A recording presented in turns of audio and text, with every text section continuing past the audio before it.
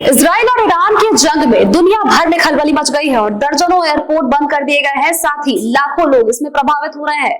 नमस्कार, मैं हूं आपके साथ सोनल रॉय। विस्तार से इस वीडियो में आपको पूरे मामले की जानकारी देंगे। देखिए, इजराइल और ईरान के बीच शुरू हुए इस हालिया जंग में अब बड़े युद्ध में यह तब्दील होता जा रहा है। और इजराइल ने शुक्रवार को अगर बात करें तो ईरान के कई परमाणु कार्यक्रम को निशाना बनाया था और साथ ही बड़े हमले किए थे और जिसमें ईरान को बड़ा नुकसान पहुंचा था। साथ ही अगर बात करें तो ईरान भी इजराइल पर लगातार जवाबी कार्रवाई करते हुए नजर आ रहा है। और इसी बीच किसी भी खतरे को देखते हुए मिडिल ईस्ट के कई देशों में अपने एयरपोर्ट्स और साथ ही एयर स्पेस बंद कर दिए हैं।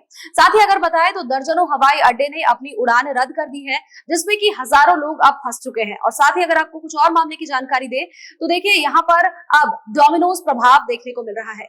डोमिनोज प्रभाव क्या होता है, इसे भी जानिए। तो देखिए, डोमिनोज प्रभाव यानी कि एक देश में ऐसी स्थिति बिगड़ जाती है जिसके कारण यहाँ पर मौजूद बाकी के देशों पर भी इसका असर पड़ने लगता है।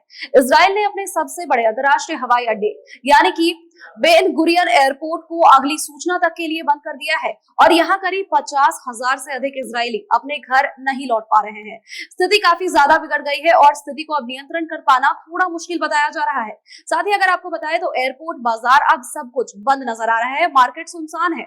वहीं ईरान ने शुक्रवार को देश के प्रमुख खेमनई अंतर्राष्ट्रीय हवाई अड्डे से आने जाने वाली सभी उड़ानों को रद्द कर दिया।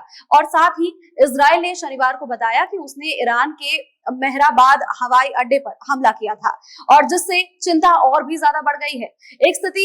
वहां पर एक स्थानीय शख्स ने बताया है कि ईरान में एयरपोर्ट, बाजार सब कुछ बंद है और लोग बेसमेंट में छिपे हुए हैं। टैक्सी मिलना भी यहाँ पर मुश्किल बताया जा रहा है। अब इससे जुड़े कुछ भारतीय छात्रों की बात कर लेते हैं, क्योंकि ईरान और इजराइल के जंग में भारतीय छात्र भी वहां पर फंसे हुए हैं। इसी बीच भारतीय छात्र भी युद्धग्रस्त इलाकों में फंसे हुए हैं। साथ ही कई छात्र ईरान, इराक और अन्य जगहों से बाहर नहीं निकल पा रहे हैं। सोमवार की अगर बात करें तो ईरान ने भारतीय सरकार की अपील मानते हुए जमीनी रास्तों से अपने छात्रों को बाहर निकालने की इजाजत दे दी थी और जिसके बाद भारत आर्मेनिया के रास्ते छात्रों को बाहर निकालने की कोशिश कर रहा है। युद्ध की स्थिति बनी हुई है और साथ ही इसे नियंत्रण करने के लिए सभी देश अपने अपने तरफ से मध्यस्थता करने की कोशिश कर रहे हैं, बातचीत का प्रयास किया जा रहा है, लेकिन अब फलाफल अभी तक कुछ भी नहीं निकल रहा है।